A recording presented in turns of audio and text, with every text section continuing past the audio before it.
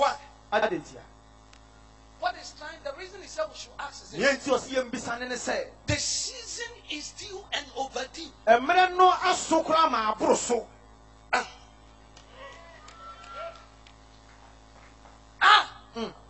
The season is due and what? But many have not caught the revelation. Understand it and ask.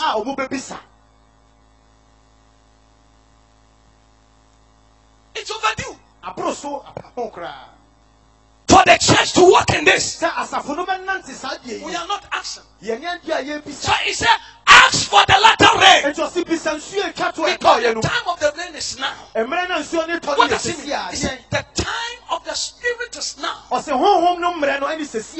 now, ask for the latter rain. Not the early rain. Wait.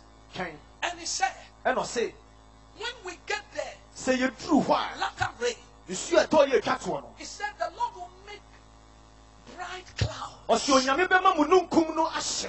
anointing of the Holy Ghost. And he said, oh, this is the big one. And he said, he will give showers of rain to everyone grass in the field. Are you here? Come here, let me show you something. Everyone. You are one. Now he said, say everyone. Everyone means all. All of us. So you stand here, minister. Stand here. Evangel. Stand here. Minister, stand here. Minister, stand here. Now they represent all of us. Now this scripture is for Christians, not for Muslims. It's for those who have already experienced the early rain. And he said, we should ask for the latter rain. And the latter rain will come, will shower on everyone. Your grass. Your grass. Your grass. Your grass. Your grass. And he said, your grass in the field. Your grass in the field. Your grass in the field. Your grass in the field. Your grass in the field. The grass in the field is your seed where you work. Your seed in your ministry. Your seed in your business. Your seed in your education. Your seed in your working place. When you ask for the rain, you know what will happen?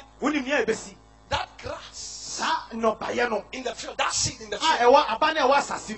That seed in the field will produce harvest. Will produce harvest. Will produce harvest. Will produce harvest. Are you here ready? Are you here, somebody? The latter rain is here. I said the latter rain. It will give you harvest. Say yes.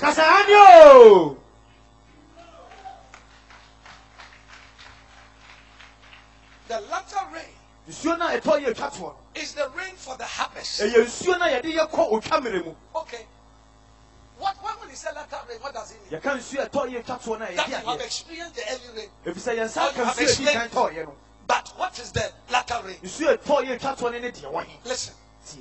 The two major experiences of Christianity, for that matter, every Christian, is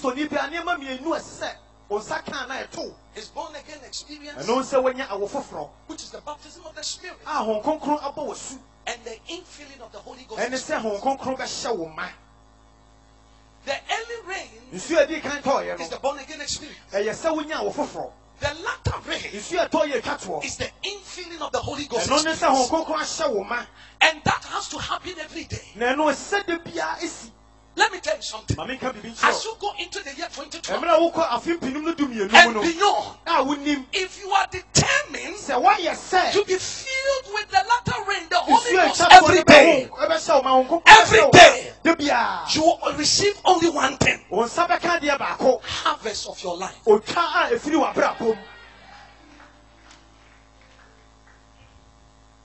Now, what the church needs now is more And he said, of the latter rain. And he said, for that matter, the infilling of the Holy Ghost. Let me show you something. Go back to Acts chapter 2.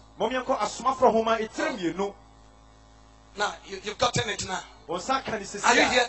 I'll show you how to be filled with the Holy Ghost. Now, brother.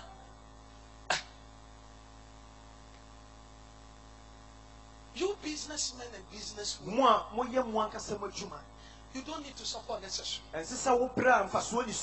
If you are filled with the Holy Ghost daily, your head becomes his head. You don't think wrong. Every idea that drops into your mind will produce money. I'm telling you. Listen. This is why many Christian business and business are suffering. They don't know that the infilling of the Holy Ghost gives you genuine ideas that produces genuine results that bring genuine money.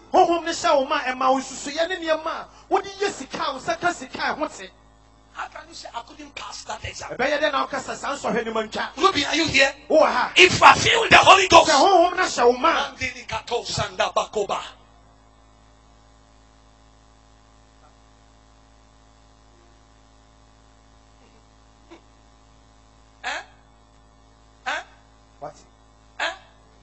whatsoever you do it, you shall prosper. Infilling of the Holy Ghost. Whatsoever your hand touches, it will blossom. Infilling of the Holy Ghost. Acts chapter 2, verse 1 to 4.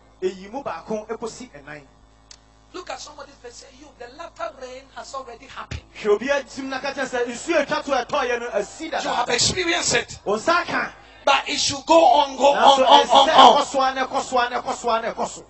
Look at book of Acts and then I finish. Acts chapter 2. The Bible says, do not be drunk, wherein it is excess. But being filled or be filled with the Holy Ghost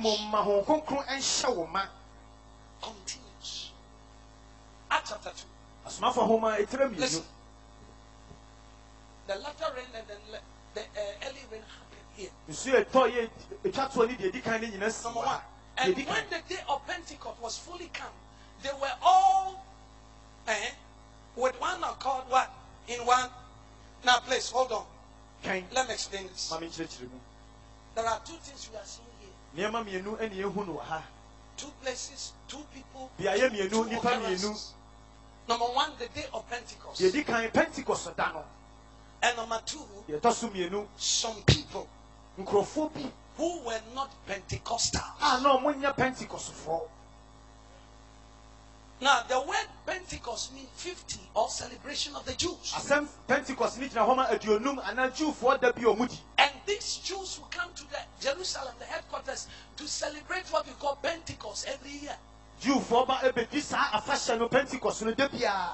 So when they came to celebrate, 120 people of the Lord, they were afraid of the Pentecostals.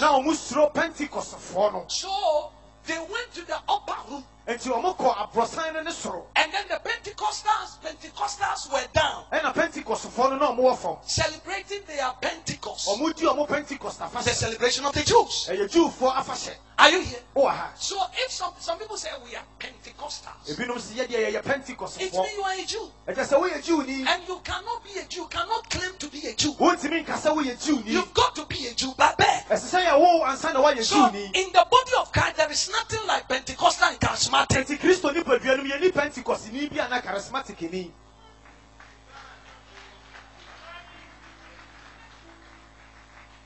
Because this has got a lot of division, and I'm a Pentecost, so which means no, on the day of Pentecost, listen, the Pentecostal did not receive the Holy Ghost. The Pentecostal did not speak in tongues. They were down there celebrating. Those those 120 in the upper room received the Holy Ghost. They spoke in tongues.